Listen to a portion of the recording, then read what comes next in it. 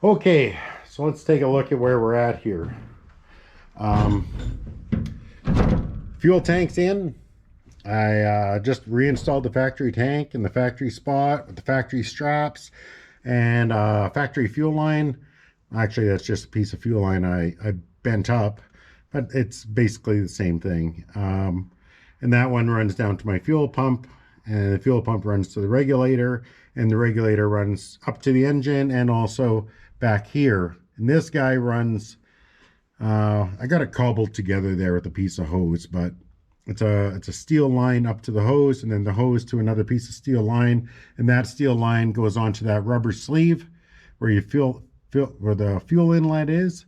And I just drilled a hole the size of the tube, and I cobbled the tube on in, and it works fine.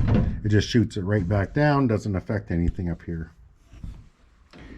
Down below, let me show you what I got. So this is the fuel line coming in, goes to the fuel pump, out of the fuel pump into the fuel regulator, and then this is out to the engine. This is back to the fuel tank. So anything over 58 psi just gets returned to the tank. 58 psi is a constant pressure kept up at the engine, and that's what these LS motors like.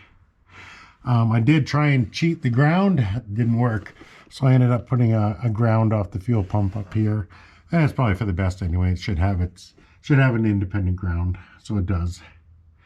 What else can I show you here?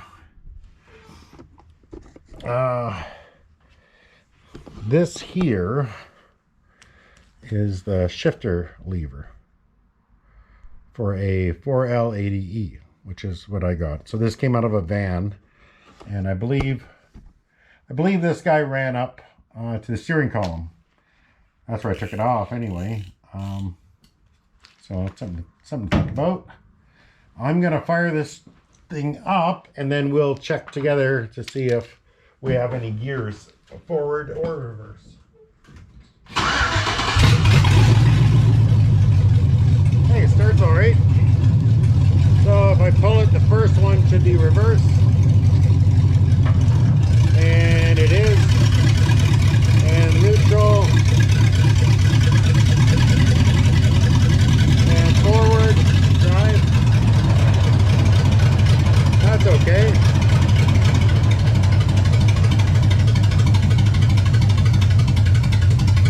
We'll get it back into neutral, and then I'll slam her and park. That's pretty good. Should be able to use that.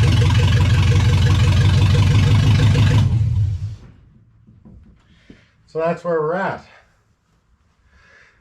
If you stuck around this long, why don't you do me a favor and hit that subscribe button. I really appreciate it. And maybe that little notification bell, and that way you can get any updates whenever I release a new video on these things. This is my 63.